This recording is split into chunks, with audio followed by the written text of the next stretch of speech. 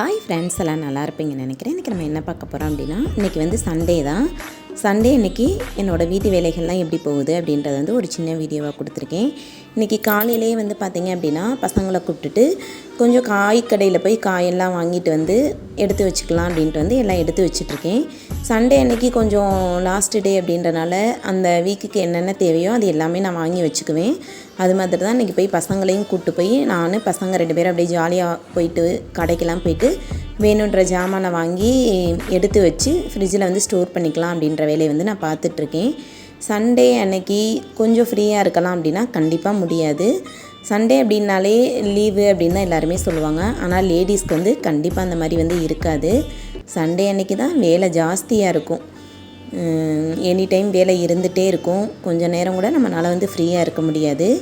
அந்த மாதிரி தான் எனக்கு எப்பயுமே சண்டே வந்து போகும்.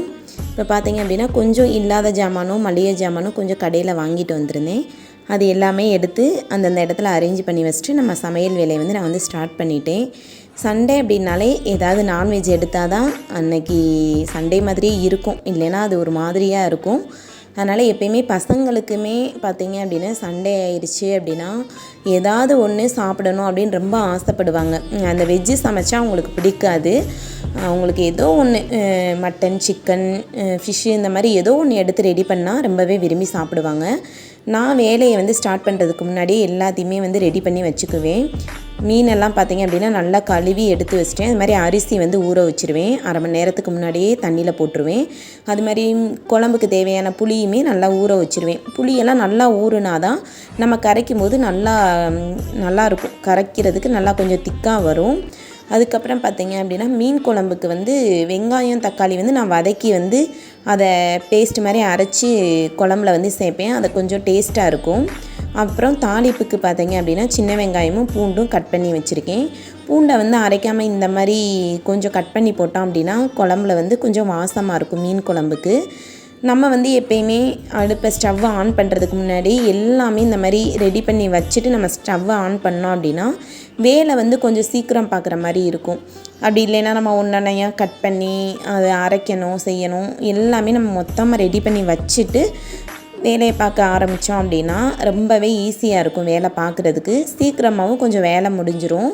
இந்த மாதிரி தான் நான் வந்து செய்வேன் என்னோடய வீட்டில் வந்து. இப்போ பார்த்திங்க அப்படின்னா புளியை வந்து நல்லா கரைச்சி எடுத்து வச்சிட்டேன். மீன் குழம்புக்கு வந்து கொஞ்சம் எக்ஸ்ட்ரா புளி சேர்த்தா தான் மீன் குழம்பு கொஞ்சம் நல்லாயிருக்கும். காரம் சரமாக இருந்தால் தான் மீன் குழம்பு வந்து நல்லாயிருக்கும். நான் அந்த மாதிரி தான் வைப்பேன். இப்போ பார்த்திங்கன்னா இதிலேயே கொஞ்சம் குழம்புக்கும் ஃப்ரை பண்ணுறதுக்கும் தனியாக எடுத்து இது பண்ணிக்கிடலாம் அப்படின்ட்டு எடுத்து வச்சுருக்கேன். இப்போ பார்த்திங்க அப்படின்னா குழம்புக்கு வந்து ரெடி பண்ணி குழம்பு ஒரு பக்கம் வச்சு முடிச்சிட்டேன். இப்போ பார்த்திங்கன்னா மீன் வந்து ஃப்ரை பண்ணியிருக்கேன். நான் வந்து உங்களுக்கு வந்து இடையில வந்து அந்த மசாலாலாம் சேர்த்து ஃபேனில் வந்து காய வச்சுட்டு அதை வந்து நான் உங்களுக்கு காமிக்கலை. கொஞ்சம் ஷூட் பண்ணுறதுக்கு டைம் இல்லை, சாப்பிட்ற டைம் வந்துருச்சு அப்படின்றதுக்காக அதை வந்து நான் உங்களுக்கு வீடியோவாக எடுக்க முடியலை. இப்போ பார்த்திங்க அப்படின்னா மீன் வந்து நல்லா காஞ்சிருந்தனால அதை எடுத்து ஃப்ரை பண்ணிடலாம் அப்படின்ட்டு ஃப்ரை பண்ணுறது வந்து சாப்பிட்றதுக்கு முன்னாடி ஃப்ரை பண்ணோம் அப்படின்னா கொஞ்சம் சூடாக சாப்பிட்டோம்னா ரொம்பவே நல்லாயிருக்கும், டேஸ்ட்டாக இருக்கும். மீன் குழம்பு வந்து பழசாக தான் நல்லாயிருக்கும். ஆனால் ஃப்ரை பண்ணுறது வந்து சூடாக சாப்பிட்டா தான் ரொம்பவே டேஸ்ட்டாக இருக்கும். இப்போ பார்த்திங்க அப்படின்னா பசங்க எல்லோரும் சாப்பிட வந்துடுவாங்க, அவங்க விளையாட போயிருக்காங்க. அதுக்குள்ளே சரி மீனை வந்து பொரியல் பண்ணிடலாம் அப்படின்றதுக்காக வந்து பார்த்திங்க அப்படின்னா நான் பொரியல் பண்ணி எடுத்து வச்சுருக்கேன்.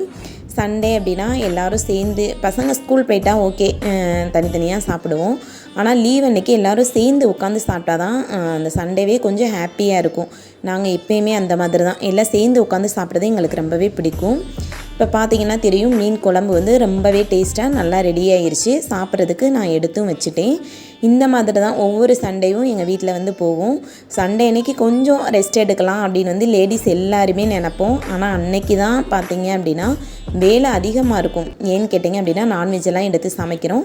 ரெண்டாவது பசங்க ஸ்கூல் போகிறாங்க அப்படின்னா கொஞ்சம் வேலையெல்லாம் காலையிலே நம்ம முடிச்சிருவோம். அவங்களுக்கு லஞ்சு கொடுத்து விட்றனால நம்மளுக்கும் சேர்த்தே நம்ம லஞ்சு ரெடி பண்ணிடுவோம். ஆனால் சண்டே அன்னைக்கு அப்படி கிடையாது. அன்னைக்காவது சூடாக செஞ்சு பசங்களை வந்து நல்லா சாப்பிட விடலாம் அப்படின்றதுக்காக எல்லாம் சேர்ந்து உட்காந்து நாங்கள் எப்பயுமே சாப்பிடுவோம். இன்றைக்கி டே வந்து இந்த மாதிரி தான் போச்சு. ஒயிட் ரைஸு, மீன் குழம்பு, மீன் ஃப்ரை, அதுக்கப்புறம் ரசம், இதுதான் ரெடி பண்ணியிருந்தேன். சரி சாப்பிட்டு முடிச்சுட்டு கொஞ்சம் நேரம் ரெஸ்ட் எடுக்கலாம் அப்படின்னு போய் படுத்தா இந்த வாண்டுக பண்ணுற வேலை நம்மளை தூங்கவே விட மாட்டாங்க. மித்த நாள் கூட நம்ம நல்லா ரெஸ்ட் எடுக்கலாம், ஆனால் லீவ் அன்னைக்கு சுத்தமாகவே உங்ககிட்ட தூங்க முடியாது. இந்த மாதிரி தான் எங்கள் வீட்டில் வந்து சண்டே அன்னைக்கு போச்சு. உங்கள் வீட்டில் எப்படி ஹாப்பியாக என்ஜாய் பண்ணீங்களா அப்படின்றது வந்து கமெண்ட்டில் சொல்லுங்கள். சண்டே அப்படின்னாலே ஹாப்பி சண்டே தான். எனக்கு ரொம்பவே பிடிக்கும். கொஞ்சம் பசங்க இருந்தாங்க அப்படின்னா துருன்னு சேட்டை பண்ணிகிட்டே இருப்பாங்க, டைம் போகிறதே தெரியாது. ஓகே ஃப்ரெண்ட்ஸ், உங்களுக்கு இந்த வீடியோ பிடிச்சிருந்தது அப்படின்னா மறக்காமல் நம்மளோட சேனலை வந்து சப்ஸ்கிரைப் பண்ணுங்கள், கமெண்ட் பண்ணுங்கள், ஷேர் பண்ணுங்கள். இதே மாதிரி அடுத்தடுத்த வீடியோவில் வந்து பார்க்கலாம். Okay bye. தேங்க்ஸ் ஃபார் வாட்சிங்.